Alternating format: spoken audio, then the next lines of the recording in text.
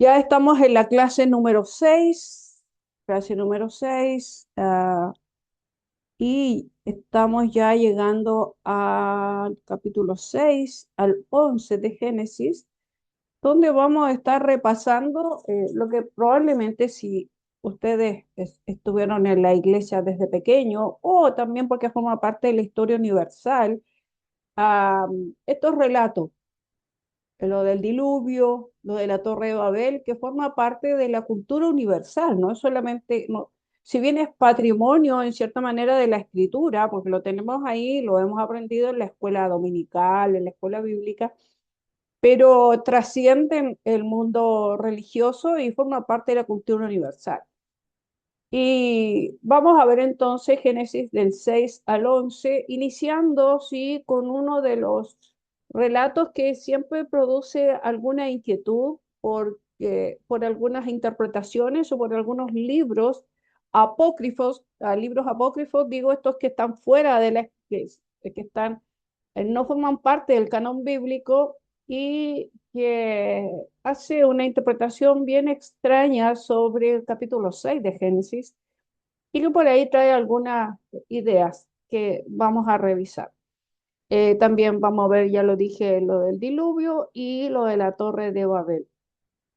Se aceptan, recuerden, como siempre, si quieren hacer una acotación, una consulta, ustedes lo indican levantando su mano para poder hacer la consulta. Entonces, miremos.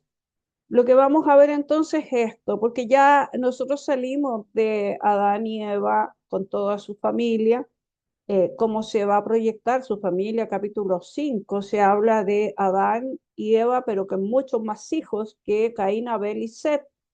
Después viene toda una descendencia. Esta lámina es para mostrarnos que todos, independiente del lugar donde vivamos, venimos de una familia, venimos de Adán y Eva, todos formamos parte, no existen.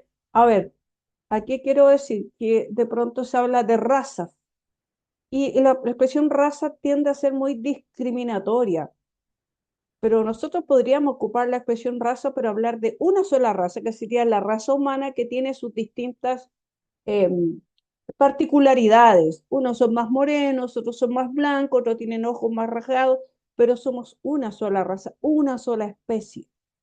¿Sí? No hay razas, porque este concepto de raza en el siglo XVIII, incluso antes, por el colonialismo y todas estas expresiones políticas, se hablaba de razas superiores y razas inferiores.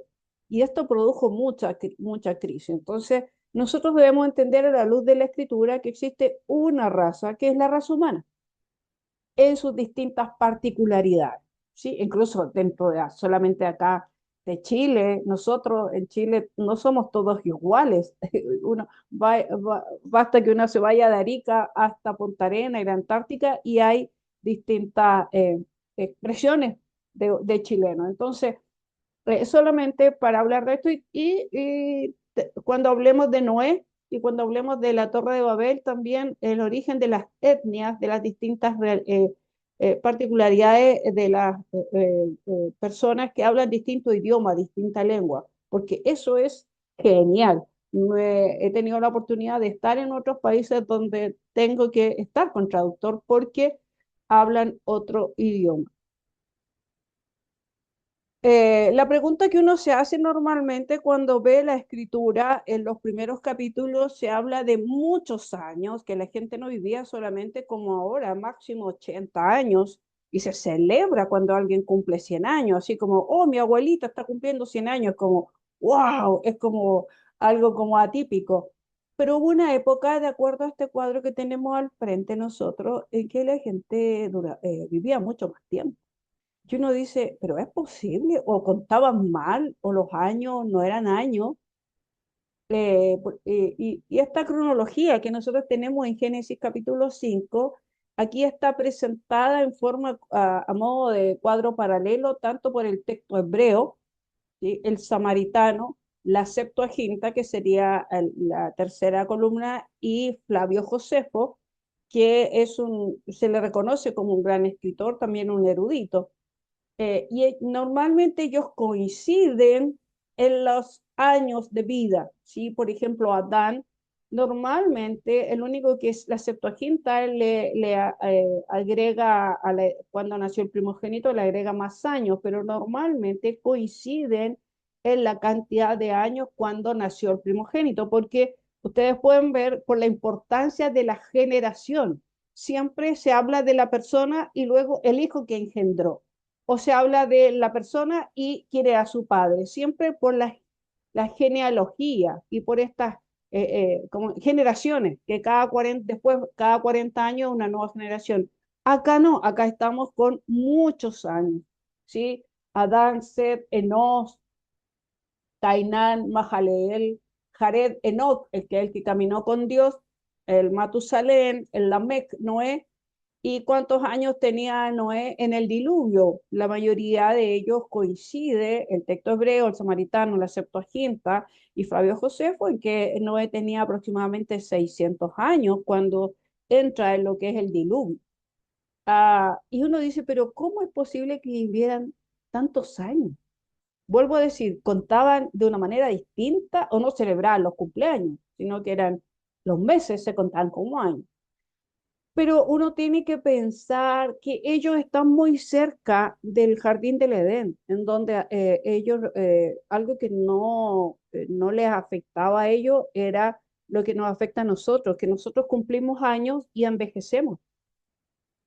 Basta que uno mire una foto nomás, yo incluso estuve mirando hoy día varias cosillas y vi una foto de hace 10 años atrás y uno cambia. Y después voy 20 años atrás y, o sea, nosotros en la medida, igual nos hacemos algunos arreglos y todo, pero la fotografía no miente. Nosotros en la medida cumplimos más años, pero envejecemos. A diferencia de Adán y Eva en el jardín del Edén, ellos cumplían años, pero no envejecían, tenían más vida. Genial, ¿ah? A mí me encantaría volver al jardín de Edén para quedarme siempre en una edad. No sé ustedes, es como la canción Volver a los 17. No sé, Carlos, volver a los 17 a lo mejor no era la mejor edad, pero volver a una edad en donde uno, ay, me encantaría quedarme ahí, perpetuamente. No sé, Shirley, pero volver a los 17 o a los 20, no sé, quedarse en eso. Pero producto del pecado, una de las cosas que va a afectar es justamente esto. Y ustedes ven desde Adán hacia adelante, después nosotros cuando entramos a los libros históricos encontramos que Josué vive 120 años nomás. Ya no vive tantos años, porque nos hemos alejado del jardín del Edén, nos hemos alejado de este primer temporada. Incluso el mismo Moisés vive 120 años. Y en la medida que vamos avanzando, vamos viendo que a lo más llegan a los 80 años. Y hoy día, wow, o sea, mi papá tiene 88, pero con mucho esfuerzo, ¿sí? Porque ha vivido una vida tranquila. Entonces, ¿es posible? Sí, es posible que vivieran muchos años, porque luego de todo lo que nosotros vamos a ver del diluvio, se produce toda una transformación en el mundo, también el pecado del diluvio, que eso va afectando, ¿sí? Y uno va a vivir menos años, pero cuando miramos esto es porque están muy cerca del jardín del Edén. Y también edad cuando nació el primogénito, uno dice, pero ¿cómo alguien va a tener un hijo a los 130 años? Pero que son otras condiciones, es otro el físico, todavía tienen como esa ventaja de ese vivir siempre. O el mismo Noé, pues tenía 500 años cuando nació su primogénito, o sea, uno diría 500 años, así como reabuelito, o sea, ni bisabuelo, tatarabuelo, tatarabuelo, así como pensando en contexto de hoy, ¿sí? Entonces es posible. Y esto es como buscando trabajo en esta época. Se requieren 125 años de experiencia, claro, porque estamos considerando que la gente vivía muchos años, pues. Y este tiene solo 96, no estoy calificado todavía. Entonces, buscando trabajo los días antes del diluvio de Noé, o sea, era medio difícil. Ah, y vamos al capítulo 6, si ustedes tienen su Biblia ahí, vamos a estar mirando el capítulo 6, que es este capítulo que les mencionaba, que de pronto por algunos libros apócrifos, y particularmente uno, ha traído unas interpretaciones bien extrañas, bien simpáticas a veces, ¿ah? que han dado pie y con todas estas películas que existen sobre lo épico, la saga y todas estas cosas interesantes, permiten eh, algunos creer que esto puede ser. Jessica levantó su mano. Sí, tengo una duda con respecto a los ¿Acá? años. Siempre me he preguntado ¿Ya? eh, si ellos, o sea, si se estarán contando, si a lo mejor tenían el mismo calendario, no sé, si los contaban de la misma forma Si nosotros que nosotros contamos los años. Si nosotros, por ejemplo, miramos porque si consideramos que Moisés es el gran escritor y compilador del Pentateuco, que es donde encontramos esta narrativa, y Moisés también ingresa el calendario hebreo. Si uno mira el calendario hebreo, es igual que el de nosotros, lo único que comienzan en abril y tienen 2 años nuevos distintos, pero igual cuentan los años, cuentan los meses y el año lunar y meses, 12 meses. Entonces, Claro. si miramos así el texto hebreo, tendríamos que mirarlo de esa manera. Estamos contando los mismos años, porque sería el que está escribiendo es Moisés. Moisés o el que está recibiendo la información compilándola para armar el Pentateuco, eh, yo creo que va a considerar el tema del calendario hebreo que es lunar y son 12 meses. Son 27 días a veces uno, pero normalmente son 30 días sumando un año entero, igual que el de nosotros. Mm. ¿Sí? Ok. Entonces, estaríamos considerando, vuelvo a decir, mirándole, revisando y escuchando varios sobre los años, me quedo con lo que les comentaba antes, la cercanía, la cercanía de estar viviendo tantos años, porque uno ve cómo va decreciendo en la medida que avanzamos en el tiempo, son cada vez menos años.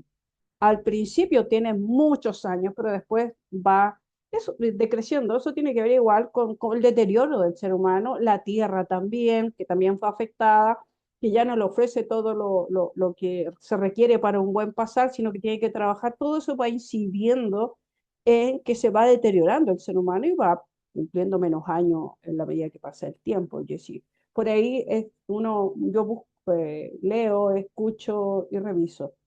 ¿Ya? Gracias, sí, por la pregunta, Jessica. Entonces, miremos acá el capítulo 6. Yo lo voy a leer en la NTV, los primeros versículos, aunque la NTV ya rescata lo que vamos a ver acá. Dice, luego los seres humanos comenzaron a multiplicarse sobre la tierra y les nacieron hijas. Los hijos de Dios vieron a las hermosas mujeres y tomaron como esposas a todas las que quisieron. Entonces el Señor dijo, mi espíritu no tolerará a los humanos durante mucho tiempo, porque solo son carne mortal. En el futuro, la duración de la vida no pasará de 120 años. Y ahí tenemos una pauta que nos entrega el escritor. Entonces, esta expresión de los hijos de Dios y los hijos de los hombres. ¿Sí? El libro de Enoch, no sé si alguno lo habrá leído, pero el libro de Enoch es un libro que es bastante recurrente y tiene varias ideas bien simpáticas ahí. En su capítulo 15 es un apócrifo del siglo II antes de Cristo. Y también debo decir por qué es un apócrifo y en realidad es un pseudoepigráfico. ¿Qué significa pseudoepigráfico? Pseudo es falso y gráfico tiene que ver con escritura. Falsa escritura en el sentido, es un libro real, es un libro que corresponde al siglo II, ¿cómo se llaman? Eh, las pesquisas para verificar si es auténtico, es un libro, pero es del siglo II antes de Cristo, muy nuevo para ser de Enoch, el que vivió allá en el tiempo, antes de Abraham, antes de todos los demás. ¿Y por qué se dice que es un libro pseudoepigráfico? Porque el contenido en lo que desarrolla es de un personaje que lo escribió en el siglo II antes de Cristo, pero tomándose, la teoría dice, tomándose de esta idea de que Enoc no dejó nada escrito y fue un hombre a quien, o algunas dicen, Dios se enamoró de Enoc. Dios dijo, Enoc, me encanta cómo eres, vente a vivir conmigo. Dice que se lo llevó porque Enoc no parece que murió, sino que se caminó con Dios y Dios se lo llevó. Eh, en el segundo siglo, dicen algunos por ahí, sería bueno rescatar las memorias de este hombre que caminó con Dios, tiene que tener revelaciones fantásticas. Entonces alguien escribió y le puso el nombre como escrito por Enoch. Y pasó. Hasta el día de hoy la mayoría cree que está hablando del Enoch de ya muchos años atrás. Ya lo vimos aquí. Nosotros tenemos a Enoch acá, ¿sí? Antes de Matusalem, antes de Noé, lo tenemos, ¿sí? Pero no, este libro fue escrito en el 5 segundo, ¿sí? A esa época corresponde. Y lo que normalmente es cuando se habla de los hijos de Dios, y de aquí salen esas teorías, no sé si alguien vio la película Noé, la última que apareció, donde se alude a estos hijos de los hombres que son unos gigantes como de piedras, así tremendos, como casi monstruos, que serían estos como seres divinos, ¿sí? Porque la expresión que ocupa acá habla de ángeles o seres angelicales creados por Dios para su servicio. Algunos piensan así, pero aquí no, ahí no está hablando de la expresión que se ocupa aquí en el capítulo 6 del libro de Génesis, pero lo traducen así. El libro de Enoch lo dice así, por ejemplo, acá. Miren, en este capítulo dice, y él me correspondió y me habló y oí su voz. No temas, Enoc, hombre justo, escribe de justicia, acércate y escucha mi voz. Esto es lo que nosotros encontramos en el apócrifo pseudoepigráfico del libro de Enoc. Dice, ve y dile a los vigilantes del cielo que te han enviado a suplicar por ellos, a vosotros corresponde interceder por los humanos y no a los humanos por vosotros.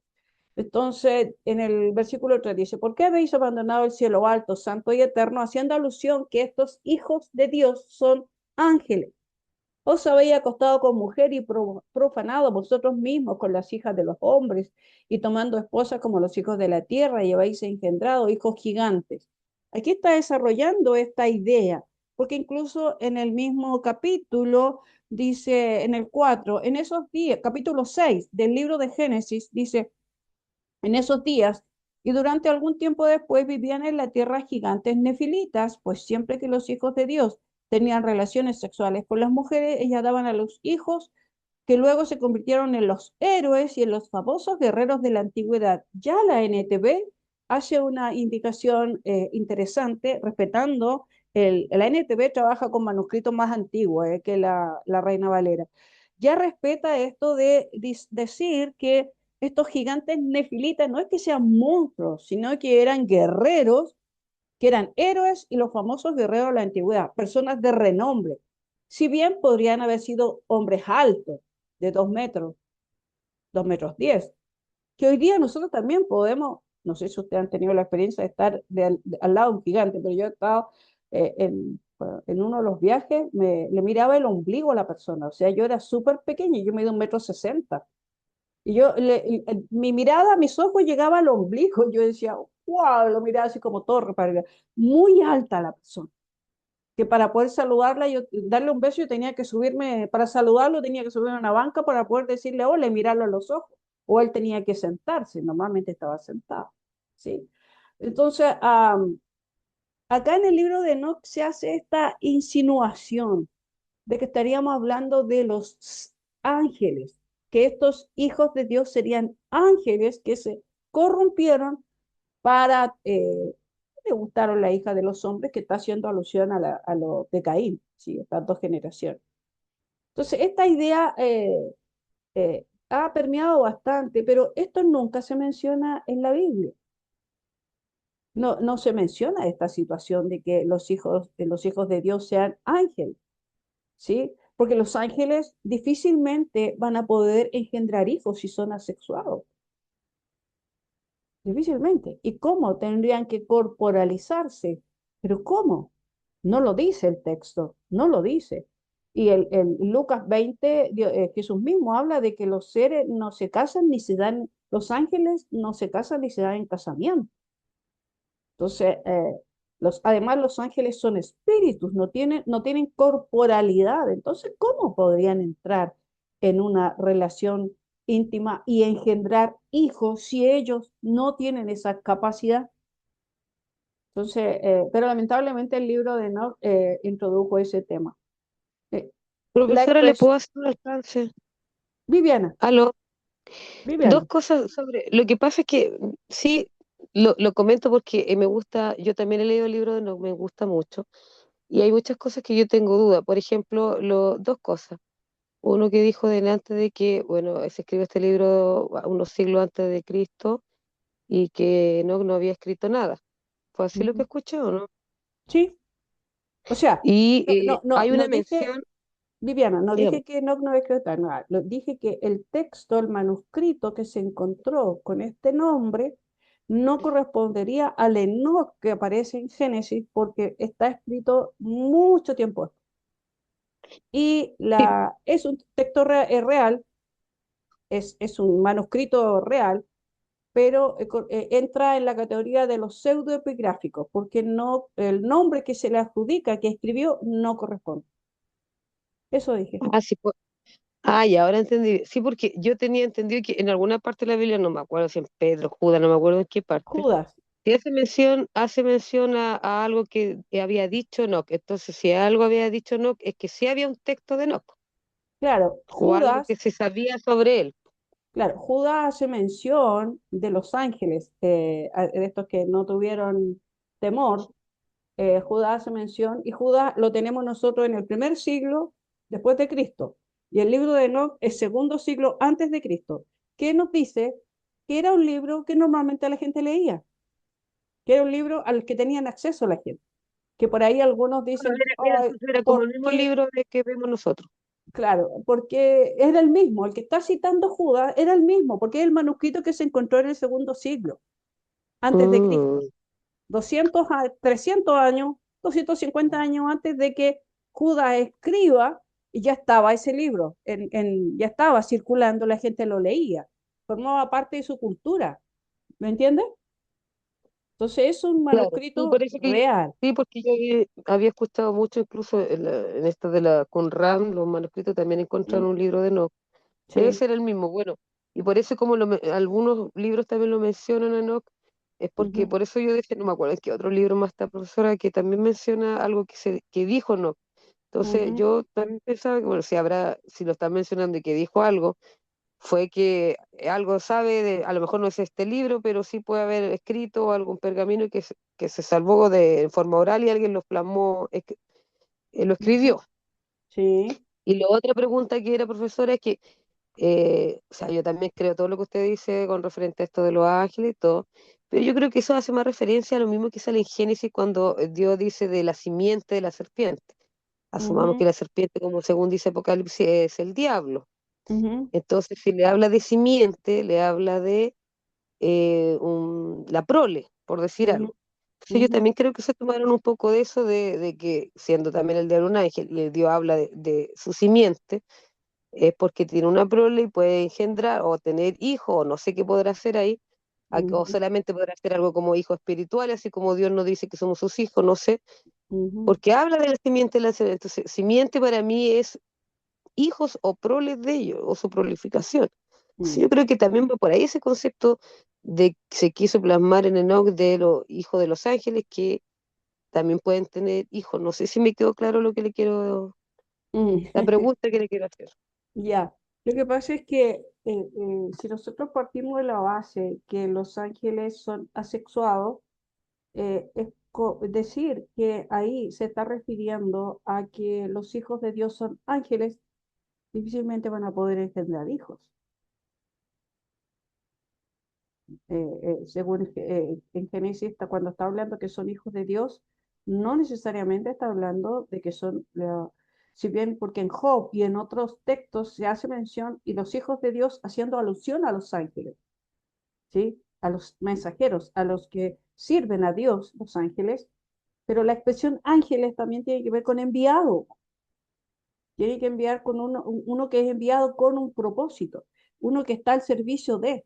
Pero normalmente cuando Jesús mismo hace mención, los ángeles, en este caso, los ángeles son espíritus y son asexuados. Los hijos de Dios, según la exégesis del texto que nosotros podemos ver ahí en Génesis, son los hombres temerosos de Dios, los Sí, que pero temen a profesora, Dios. llega más al concepto de que cuando Dios le habla a la serpiente, el Génesis que hablamos la semana pasada, de Ujú. que le decía tu simiente. ¿A qué se estaba refiriendo entonces el Ah, no, Señor? pero la simiente está hablando de Jesucristo ahí, Viviana.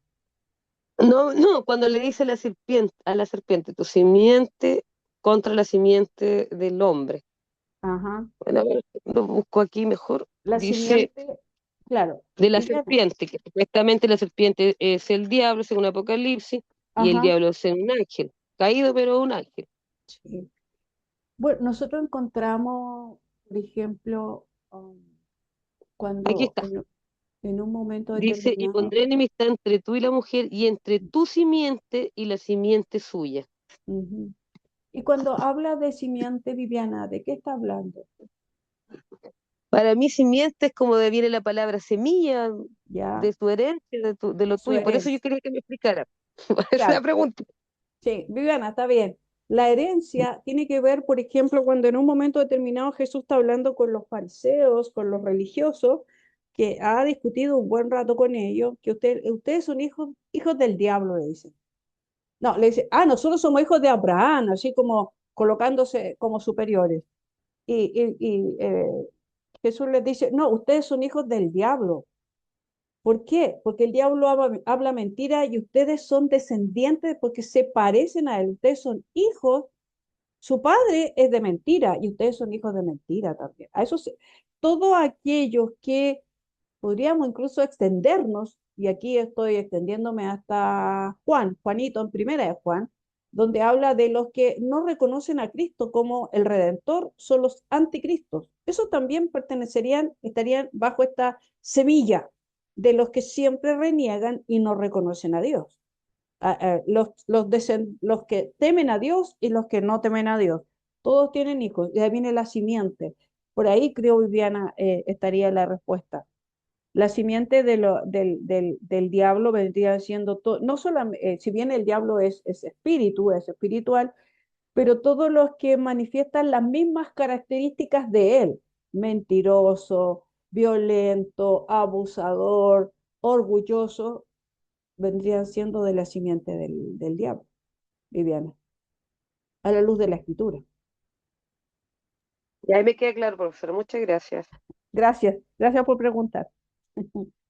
Ah, entonces,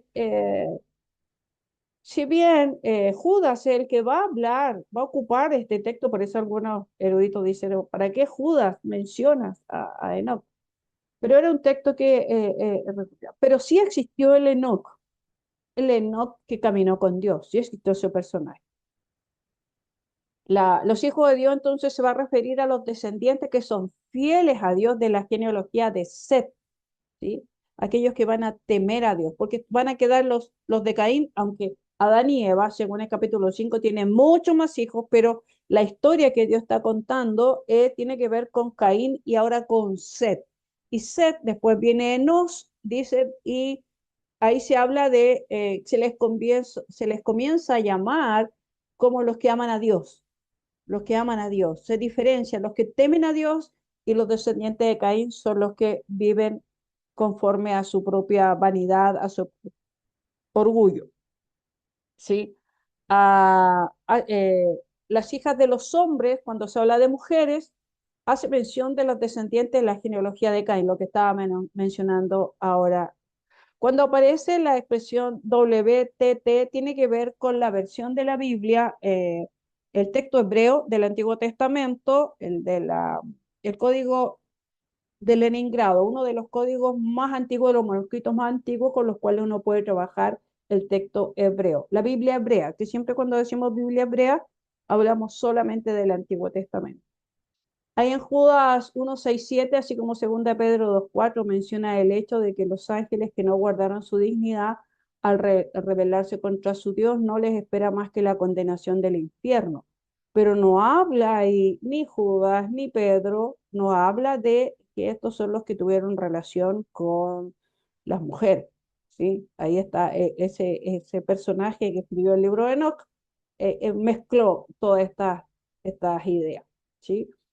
¿Qué va a provocar? ¿Qué sigue diciendo en Génesis capítulo 6? Habla de que se incrementó la maldad del ser humano, porque esto va a provocar lo que vamos a ver después. Dice, versículo 5: el Señor vio la magnitud de la maldad humana en la tierra y que todo lo que la gente pensaba o imaginaba era siempre y totalmente malo. ¿Qué nos dice? Ah, aquí está, esto estaba mencionando de los gigantes. Dice, la tendencia del ser humano era practicar el mal como forma de vida. O sea, se acostaban pensando, esto pienso también en Pablito cuando escribe en Romano, se acostaban pensando de qué manera puedo provocarle mal a alguien. Como que siempre están pensando en provocar algo malo, siempre están provocando, siempre están soñando, maquinando cosas para dañar. Esa era lo que está diciendo acá el texto. Sí, dice, todo lo que la gente pensaba o imaginaba era siempre y totalmente malo. Y el verso 6 encontramos nosotros esta expresión.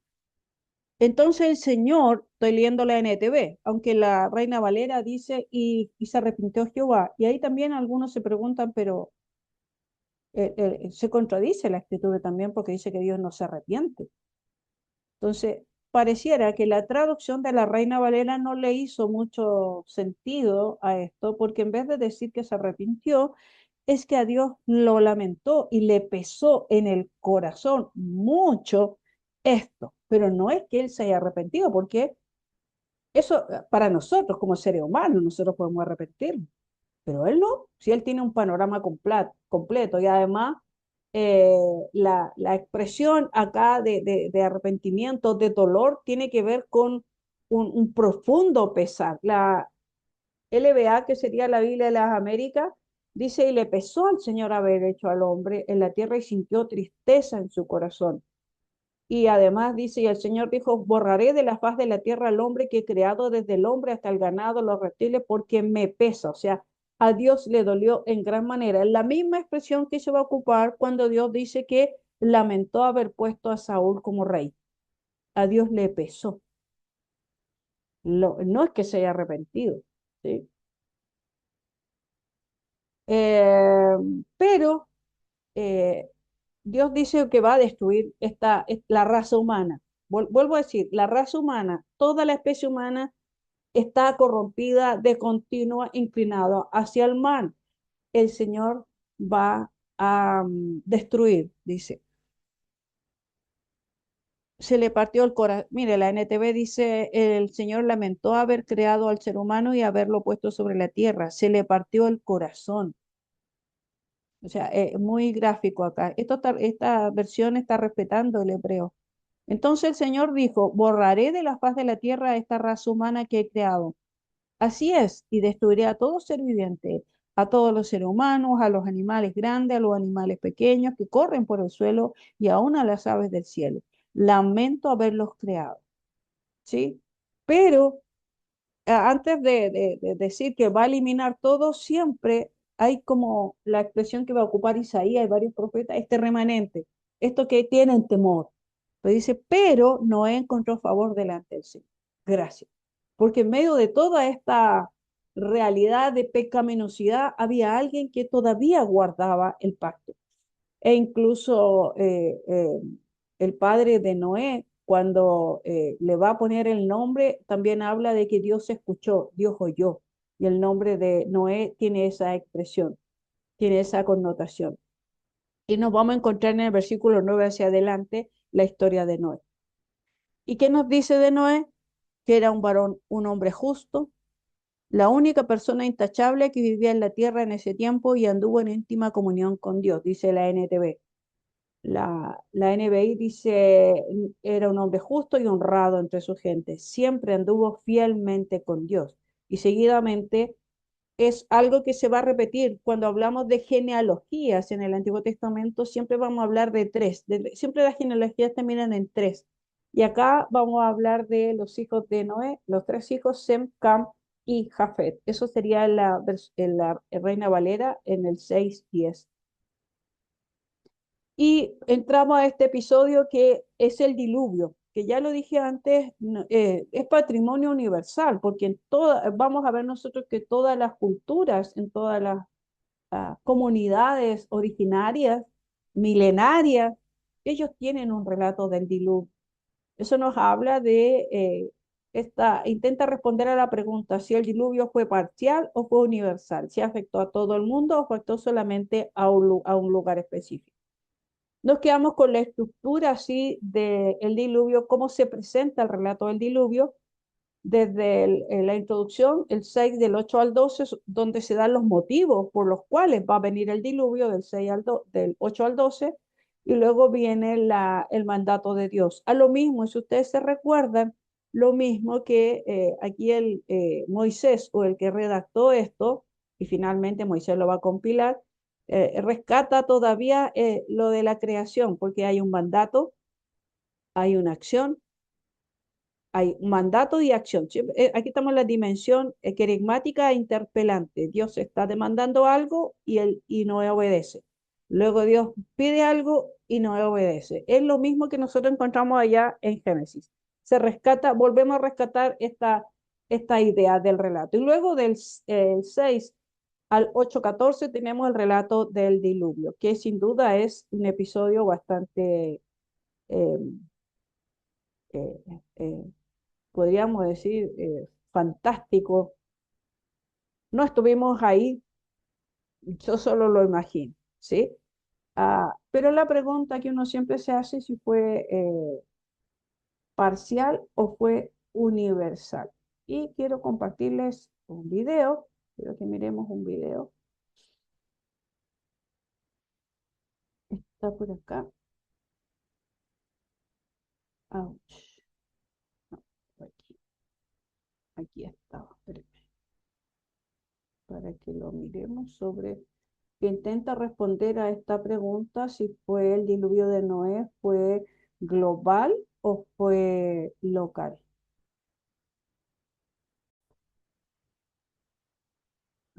Un momento.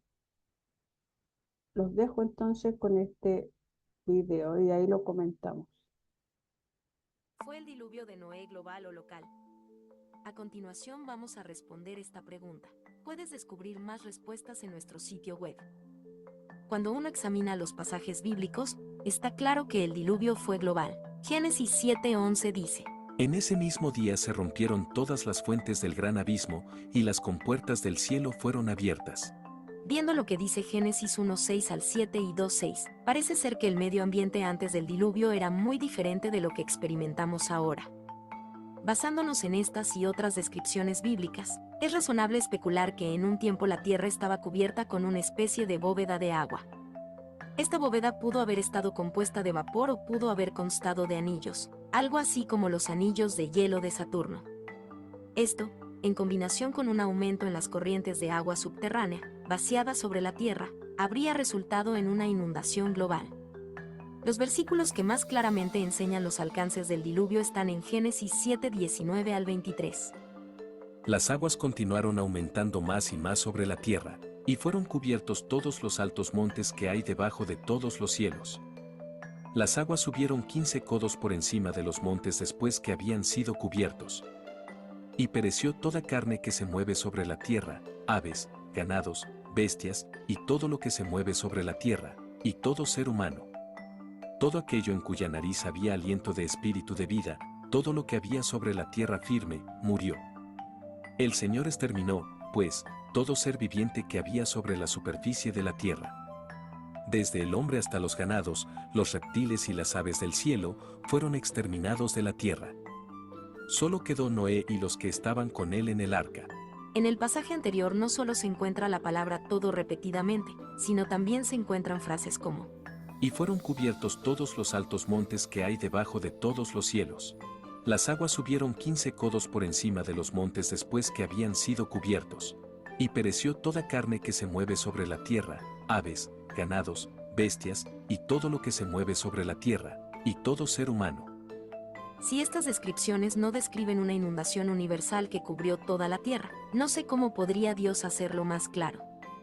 Además, si el diluvio hubiera sido solamente local, ¿por qué Dios instruyó a Noé para que construyera el arca, en vez de solo hacer que los animales emigraran y decirle a Noé que hiciera lo mismo? ¿Y por qué él instruyó a Noé para construir un arca lo suficientemente grande para albergar a todas las diferentes clases de animales terrestres que se encuentran actualmente en la Tierra? Si el diluvio no fue global, no habría sido necesaria un arca. Pedro también describe la universalidad del diluvio en 2 de Pedro 3:6-7, en donde él declara: Por lo cual el mundo de entonces fue destruido, siendo inundado por el agua. Pero los cielos y la tierra actuales están reservados por su palabra para el fuego, guardados para el día del juicio y de la destrucción de los impíos. En estos versículos, Pedro compara el juicio venidero universal con el diluvio en los tiempos de Noé, y dice que el mundo que existía entonces fue anegado en agua. Asimismo, muchos escritores bíblicos posteriores aceptaron la historicidad de un diluvio universal. Por último, el Señor Jesucristo creyó también la universalidad del diluvio y lo tomó como una ilustración de la destrucción venidera del mundo cuando Él regrese. Hay muchas evidencias extrabíblicas que apuntan a una catástrofe mundial describiéndola como un diluvio global. Hay una gran variedad de fósiles encontrados en cada continente y grandes cantidades de depósitos de carbón que habrían requerido la rápida cobertura de grandes cantidades de vegetación. Fósiles oceánicos se han encontrado en las cimas de las montañas alrededor del mundo. Las culturas en todas partes del mundo tienen alguna forma de leyenda de inundaciones. Todos estos hechos y muchos otros son evidencia de un diluvio global.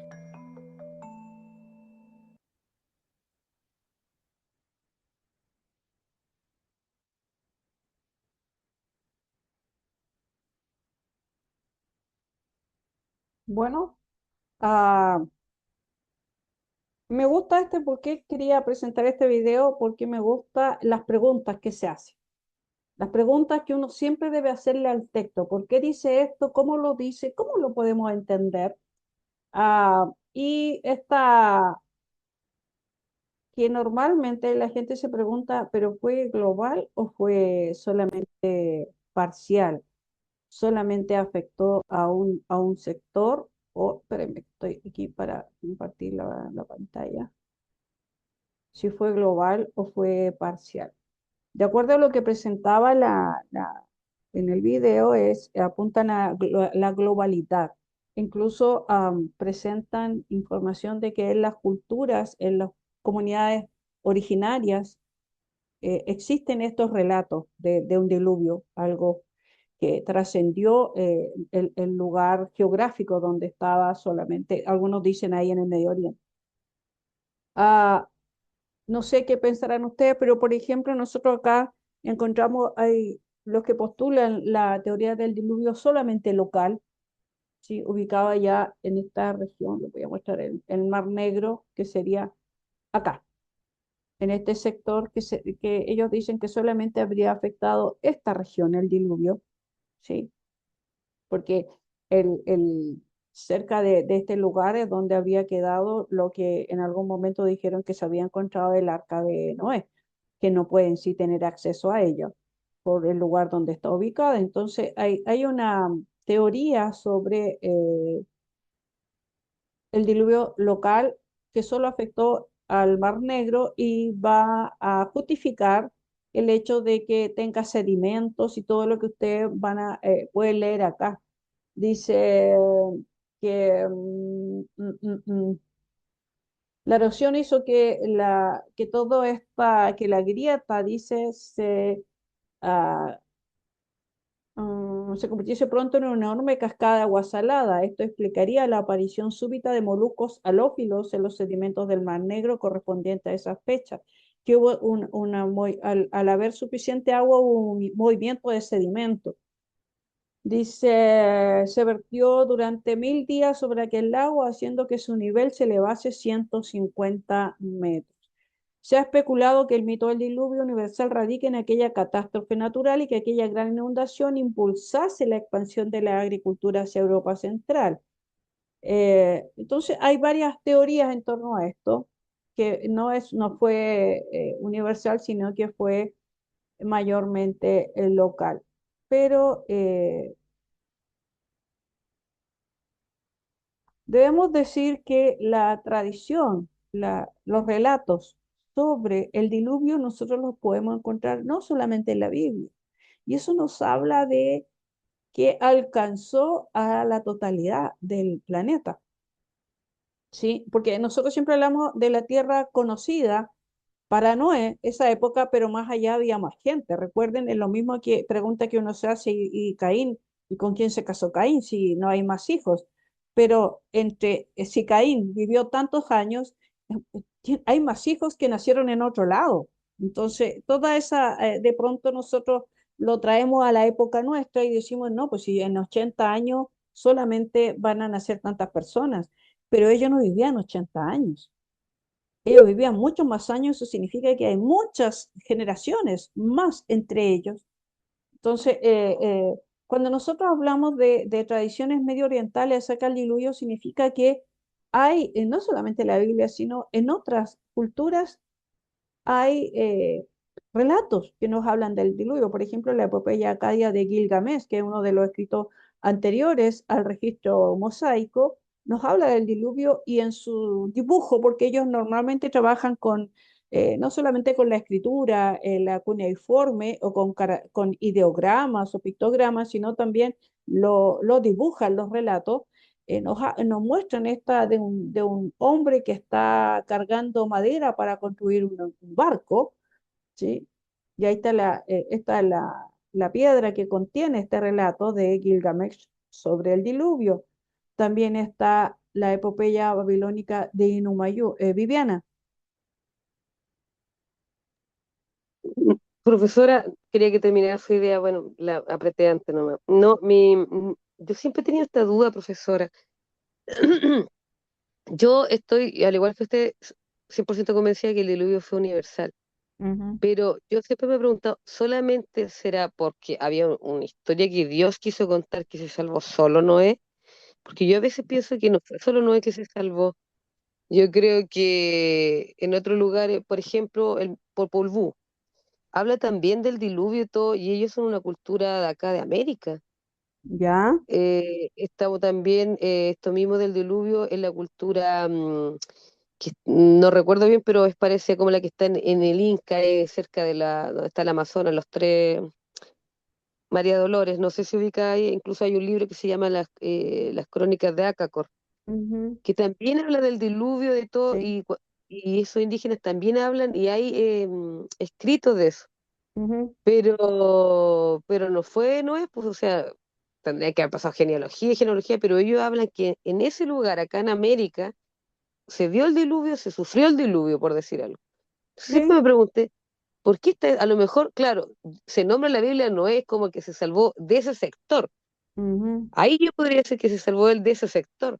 Pero yo creo que se salvó mucha gente alrededor del mundo porque no encuentro que todo el mundo hable, como usted dice, de civilizaciones de este diluvio, que yo estoy segura que fue universal, pero en distintos lugares del mundo. Y alguien me dijo, ay, es que a lo mejor después los hijos de Noé se cruzaron y hablaron. No, porque en esta historia, como el mismo Popol Vuh habla que en ese sector ocurrió, ellos vivieron el diluvio. Si yo digo, entonces habrá salvado más gente, no creo que eso no es. Eso es mi pregunta. ¿O qué ya. piensa en realidad? Porque Mira, nadie tiene toda la verdad.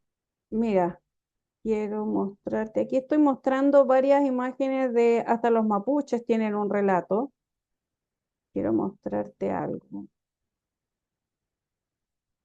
Espérate, creo que está por aquí la imagen. No está en estas láminas. Aquí.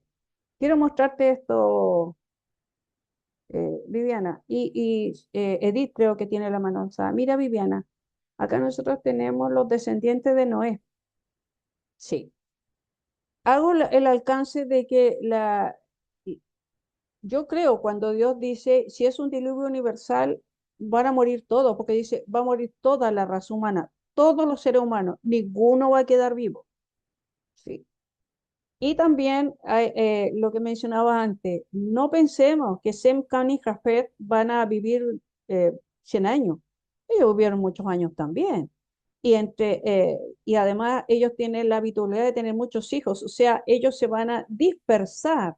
Sem, Cam y Jafet van a ocupar, por ejemplo, los descendientes de Sem se van a ir a todo lo que es la Mesopotamia, ¿sí? Donde está Babel, donde está el Éufrates, el Tigris, todo el lugar que ahora es Irak, Irán, todos esos lugares, los semitas se van a ir hacia allá y ellos van a llevar estas historias, los descendientes de Sem van a llevar estas historias, porque la transmisión es oral, no es tanto escrita, sino más bien oral. Ellos van a llevar estas historias que más tarde los babilónicos, los que viven en estos lugares, los van a rescatar y lo van a escribir.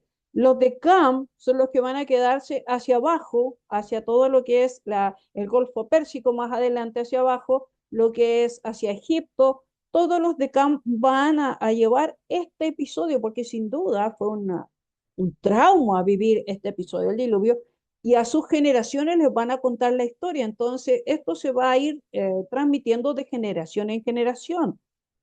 Y los de Jafet, que sería el otro hijo, se van a ir a todo lo que es Asia, Europa. O sea, el relato de esto, porque la Biblia dice que todo ser humano va a morir, pero uno dice, pero ¿cómo ellos recibieron la historia?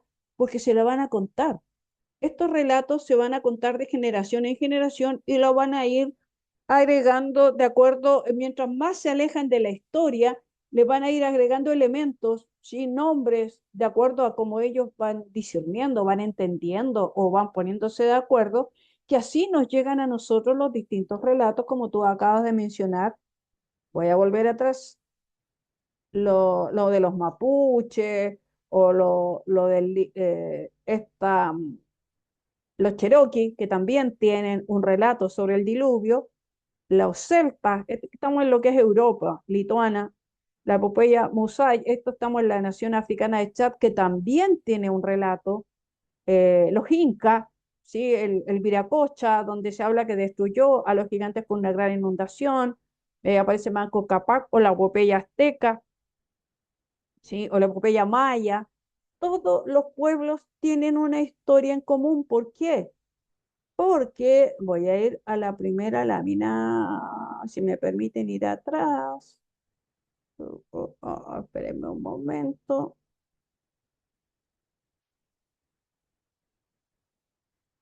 Todos tenemos un origen en común.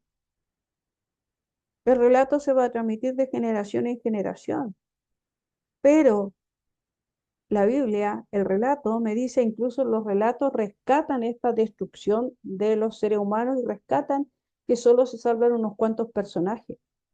No van a decir que es Noé, porque el Noé es casi patrimonio, lo tenemos nosotros, pero sí se habla de una familia que se salva, sí se habla de unos seres que se salvan y que de ahí van a extenderse toda esta otra humanidad.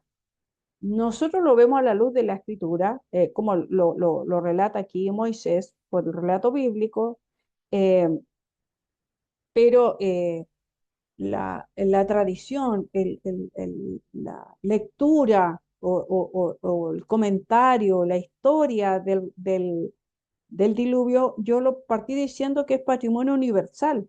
¿Por qué? Porque todo el mundo, toda la tierra fue afectada por el diluvio y solamente se salvaron Noé y su familia, que luego van a poblar toda la tierra. Viviana. Sí, profesora, me quedó claro. ¿Ya? Entonces, incluso tienen que haber muchas más historias en las comunidades que todavía no escuchamos.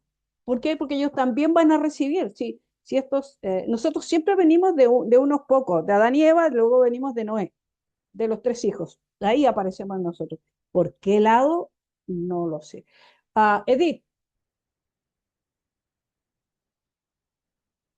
Edith, o se fue. Sí, Ahí no, no está. me fui. Lo que pasa, profesor, es que, a ver, quería como mencionarle algo, yo no sé si es cierto, ¿no? Pero una vez nos tocó cuando era chica investigar sobre Pangea. ¿Ya? Y no me acuerdo bien, pero leí un libro y yo hice un trabajo y me quedó claro que el diluvio fue universal porque ese libro que yo leí decía claramente que el Pangea o esta división entre Europa y América había sido debido al diluvio y que había como muchos relatos, sobre todo de lo que usted decía, por eso como que ahí dije, ay, aquí lo va a decir, de las tribus antiguas, los clanes que habían, eh, y que ellos habían escrito que había sido debido al diluvio y que por eso se había provocado esta división llamada Pangea y que provocó que se dividiera en el fondo y que hoy lo vivimos América y Europa. Es decir, por eso a lo mejor muchos quedaron con que fue un territorio solamente en ese lugar, porque se veía una tierra completa, pero al provocar el diluvio se hizo esta división. Yo no sé cómo digo, me quedó siempre claro que fue universal debido a esta situación que yo estudié y que el profesor me dijo que estaba totalmente en lo correcto, que científicamente le habían puesto que no, que había provocado porque es así la ciencia, pero que en el fondo era lo correcto. Esa era mi acotación, profe. Sí, pero tiene varios errores y la teoría de Pangea. Alfred Wegener, el que compartió esto de la teoría de Pangea, porque él habla de que la Tierra tiene más de, dice, 335 a 175 millones de años. O sea, la Tierra no tiene tantos millones de años, ¿sí? Eh, pero intenta, a ver, mezcla algunas cosas porque le sirve el diluvio para explicar esta división, porque el diluvio, como fue la tierra subiendo, bajando, los montes afectados, se produjeron cambios en la geografía, en la topografía del terreno, se produjeron cambios sin duda que se produjeron porque fue una catástrofe, fue es como un tsunami, terremoto, fueron varias cosas juntas que eso sin duda va a provocar un cambio en la topografía de la Tierra y él se va a tomar del diluvio para explicar su teoría del Pangea, pero él hace una mezcla ahí en esta realidad. Eh, Qué bueno que menciona el diluvio, pero todo lo que rodea lo periférico al diluvio, lo que él le agrega es complicado, porque es una teoría, Pangea. Gracias por acordarse, Edith, del Pangea, porque también hay otras teorías por ahí. Jennifer o Carlos, no sé quién va a preguntar o va a acotar. No, yo simplemente, bueno, ahí llevo la Jennifer, por ahí está escondida. Hola, Jennifer. Solamente una acotación que evidencia de que tenemos altas montañas, aquí mismo Cordillera de los Andes, donde en lo más alto se ha encontrado y se sigue encontrando crustáceos, moluscos en las rocas, en las piedras, y Mm, evidencia de que hubo agua, hubo mar en lugares tan altos y también en otras montañas de todo el mundo. Entonces mm, eso da una evidencia de que llegó a agua y había agua hasta esos niveles de altura. ujú, Esa era sí. mi acotación. Gracias, Carlos.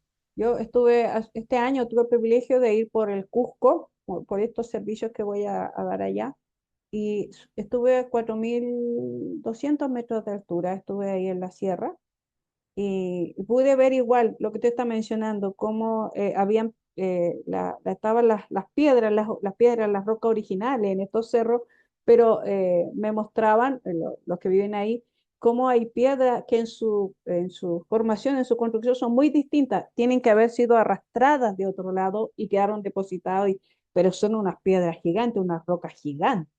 Entonces, claro, cuando uno va a estos lugares y estos descubrimientos, como usted dice, que hay fósiles o estos elementos que no corresponden a esta tierra, ¿cómo llegaron acá? Lo trajeron, ahí dice, lo trajeron los gigantes, estos habitantes anteriores de la tierra los movieron. No, tiene que ver con la topografía del terreno que fue modificada producto del diluvio. si fue una cosa universal, ¿sí? Edith, ¿quedó con la mano arriba porque va a preguntar o se le quedó arriba? Ahí la abajo. Perdón. Ah, no, está, pero me gusta, si veo una mano arriba, pregunto. Solamente hacer un alcance en relación al arca de Noé, que normalmente, aquí no voy a criticar a ninguno, pero de pronto cuando se pinta el arca de Noé, normalmente se piensa en esto, porque sí la pintamos en la escuela dominical, en la escuela bíblica, casi como una especie de lavatorio con una casa arriba y todas las atiborrado de animales y, y como que no hay espacio para nada.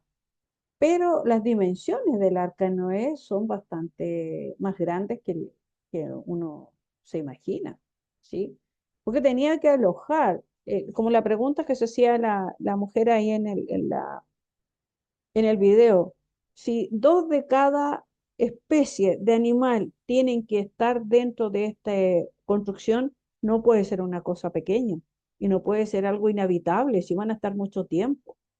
Entonces, además, acá, si los dinosaurios son contemporáneos de Adán y Eva, también tienen que haber habido dinosaurios, aunque los dinosaurios no son gigantes, no son más grandes que un cordero o un caballo, pero el arca de Noé, las dimensiones son bastante grandes, de la dimensión de un avión o también de una cancha de fútbol ahí americano, o sea, las dimensiones y además tenía pisos, no solamente es rectangular y larga, sino tiene pisos. Entonces, de pronto no le hacemos un favor nosotros cuando desde pequeños los niños reciben esta información.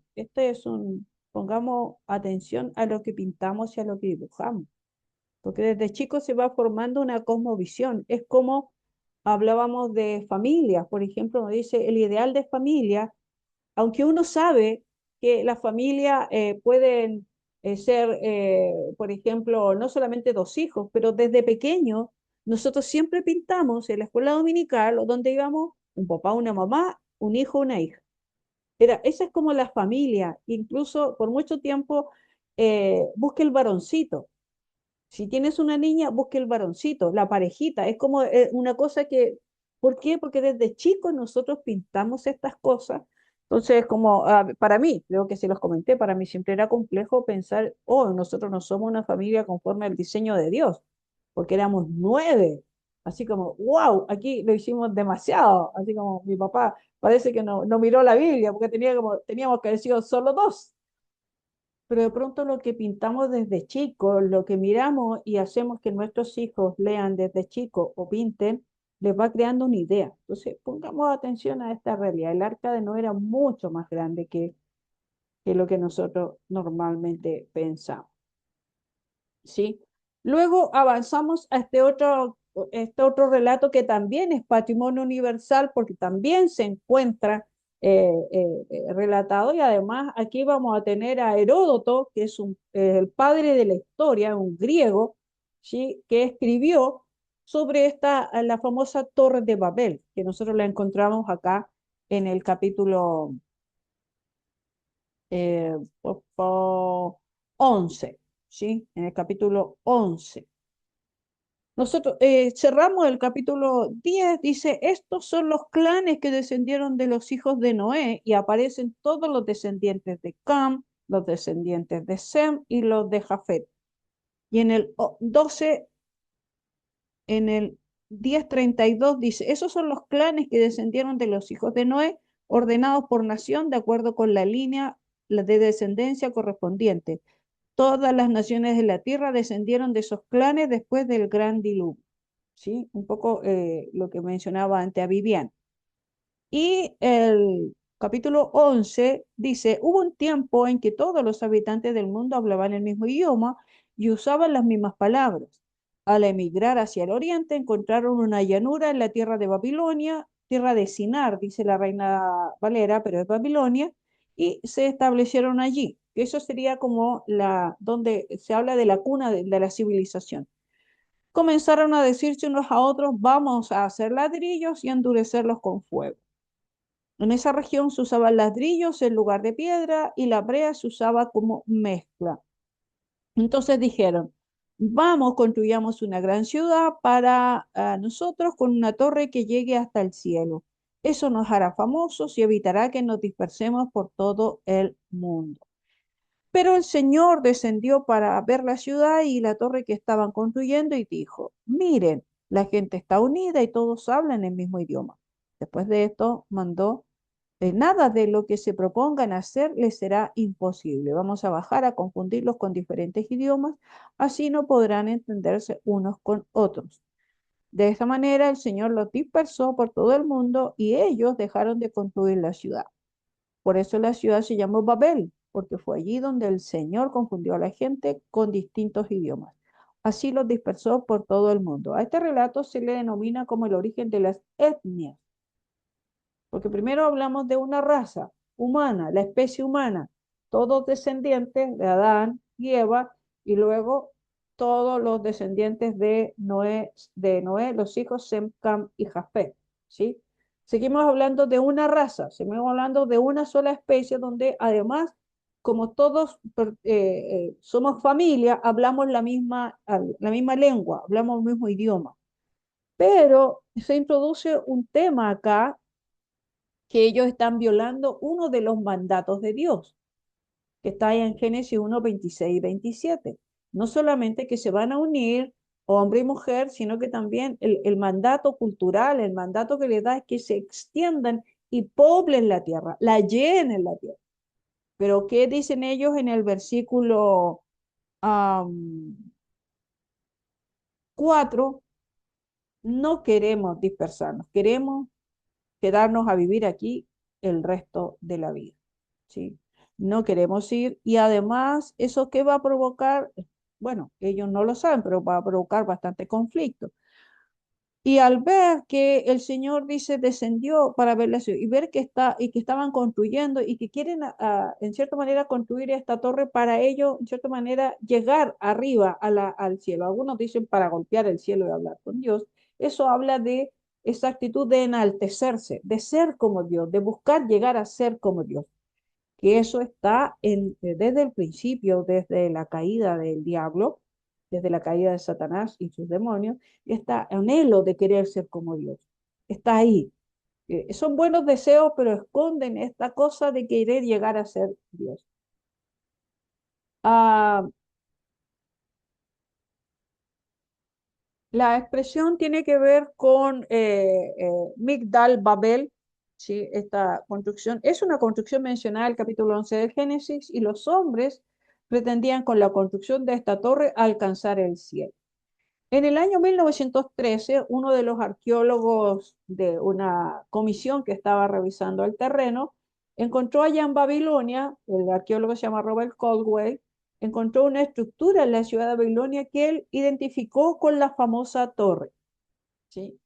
Este es el arqueólogo, es un grupo, pero él fue el que realizó este descubrimiento. Acá están los fragmentos, porque no es solamente que se encontró si bien se encontraron vestigios, pero hubo que unir muchas piezas a modo de rompecabezas. Ustedes se fijan que son mesas y mesas y estantes llenos de fragmentos para luego construir. Es un trabajo de chino, ¿sí? Pero permitió reconstruir esta historia. Esta torre habría sido destruida y reconstruida en numerosas ocasiones debido al cambiante destino de la zona. Si nosotros estamos hablando de Babilonia, Babilonia está en la unión de los dos grandes ríos, el Éufrates y el Tigris, que son los nombres modernos, decíamos la semana pasada, porque puede ser que el Éufrates y el Tigris no estuvieran ahí específicamente, sino que después del diluvio hubo una modificación. Eh, Cambiaron el curso. Pero en ese lugar, ahí es donde han estado los grandes imperios, las grandes batallas, los grandes conflictos siempre se han dado en esos sectores porque es la cuna de la civilización. Entonces, esa torre siempre había sido destruida y reconstruida. La destruyeron los asirios, también los arameos. Fue reconstruida en varias oportunidades por los príncipes caldeos, entre ellos Nabopolassar. Se estima que la construcción más antigua de la Etemenanki, que así se le conoce como la casa de la fundación del cielo y la tierra data del tercer milenio antes de Cristo. Estamos hablando de 3000 años antes de Cristo, muy cercano a lo que sería la, la época posterior a Noé. La base de esta torre habría sido un cuadrado de 92 metros de lado y su altura original habría sido aumentada en tiempos de Nabopolassar y Nabucodonosor segundo para hacerle una digna exponente de su poderío y grandeza. Cálculos basados en otras excavaciones arqueológicas determinaron que esta torre escalonada, porque no era una pirámide, sino que tenía escalones, pudo haber tenido entre 60 y 90 y tantos metros de altura aproximadamente, ¿sí? Que es lo que ellos le llaman, en otros lugares le van a llamar también los sigurat, que eso sí uno los va a encontrar en Babilonia, pero esta sería altísima, ¿sí? Esa sería como una idea. Esto es como una réplica de lo que podría haber sido. Aquí estamos otra donde se rescata el color azul que identifica todo lo que es Babilonia, que esto semejaría a la puerta de Istar, que está en uno de los templos, ¿sí? Heródoto, ya les mencionaba antes, que es el famoso historiador griego, de quien nosotros recibimos. Cuando nosotros leemos historia, siempre estamos leyendo a Heródoto, lo que escribió Heródoto. Dice, este templo que todavía duraba en mis días es cuadrado y cada uno de sus lados tiene dos estadios. En medio de ella se ve edificada una torre maciza que tiene un estadio de altura y otro de espesor. Sobre esta se levanta otra segunda y eso nos habla de escalenado hasta llegar al número de 8 torres. También dice que había una escalera por la parte exterior y en la mitad de la escalera un rellano con asientos donde pueden descansar los que suben. En la última torre se encuentra una capilla y dentro de ella una gran cama magníficamente dispuesta y a su lado una mesa de oro. No se ve allí estatua ninguna y nadie puede quedarse de noche fuera de una sola mujer, hija del país, a quien entre todos escoge Dios, según refieren los caldeos, que son sus sacerdotes. Heródoto, él va a viajar, va a ser uno de los que va a tomar esta ruta de Alejandro Magno también. eh, Más adelante, Alejandro Magno va a tomar estas ideas también, estas rutas que van a hacer para conocer estos lugares. Heródoto llegaba, se le reconoce como el historiador porque es el que va a ir rescatando, son como sus bitácoras de viaje, que luego se transforman en la historia universal. Hoy día la conocemos así, ¿sí? Entonces él va a relatar esta idea y Caldwell le encuentra sentido, por eso lo menciona como que por fin encontró la Torre de Babel. Esa sería una idea más cercana a lo que uno podría encontrar, eh, si es que todavía se encuentran por esas regiones de Irak e Irán que actualmente están ahí en conflicto bélico. Y producto de este deseo, de acuerdo a lo que dice la escritura, que quieren, el orgullo viene a formar parte de su voluntad y quieren ser como Dios. ¿Qué es lo que hace Dios? Interfiere, interrumpe toda esta camaradería que tenían donde hablan un idioma y produce que ya no se entienda. Dice, ninguno podía entender a su vecino, ¿sí? El mundo entero hablaba la misma lengua, dice la Biblia de nuestro pueblo o la Biblia de Choker, con las mismas palabras, pero en el 7 dice, vamos a bajar y a confundir su lengua, de modo que uno no entienda la lengua del prójimo. Y es efectivamente lo que va a pasar, de acuerdo a lo que dice ahí en el 11:9, ¿sí? Y sería el origen de las diferentes etnias. Y hoy día nosotros tenemos cada etnia de los que tienen escritura, porque no todas las etnias tienen el lenguaje escrito, son muchos, ¿sí? Y de verdad hay algunas etnias que tienen un idioma o una lengua que uno es difícil asimilarlo y entenderlo, que uno normalmente tiene que pedir un traductor. Y ahí vienen todo lo que sería los descendientes, ya estamos hablando de los descendientes de Noé, de donde viene esta nueva creación, por así decirlo, aunque fue creada antes la tierra, pero luego de esta destrucción viene esta nueva generación de Noé con Jafet, con Cam y Sem, vienen todas estas, donde podríamos nosotros meternos en alguno de estos, ¿sí? Ah, están los de Jafet, ya los dije que era todo lo que es Europa, lo que es Asia, ¿sí? Sus hijos, Gomer, Javán, Magog, Tubal, que van a aparecer más adelante en la escritura, Mesec, ¿sí? Por Cam, los de Cus, ¿sí? Ahí nosotros teníamos los de Cus, se habla los que son morenos y tienen por el lado del África hacia abajo, Cus, Misraim también, o Canaán, que es el más conocido por nosotros, que es el pueblo, donde el pueblo finalmente después va a vivir, donde están los amorreos, los jebuseos, que eso ya más o menos son más cercanos a nosotros y al conocimiento de nosotros, y los de Sem, ¿sí? Que estarían por el otro sector de lo que es la Mesopotamia, donde está Aram, ¿sí? Donde está Ur, todos estos lugares, Eber, Peleg, Reu, Serug, Taré, y de donde finalmente va a venir Abraham, con quien vamos a abrir el capítulo 12 de Génesis ya la próxima semana. ¿Sí? Estos serían como las grandes relatos que nosotros vamos a compartir con la historia universal, ¿sí? El diluvio y la Torre de Babel, que trascienden la escritura. ¿Por qué? Porque las encontramos en los otros relatos de las historias de las otras culturas. Eso correspondería a nuestra clase de hoy, yo creo, yo pienso, para estar ya cerrando el capítulo 11 del libro de Génesis, y ya la próxima semana entraríamos con el capítulo 12 y ya entraríamos a hablar ya de los patriarcas. Yo creo, yo pienso.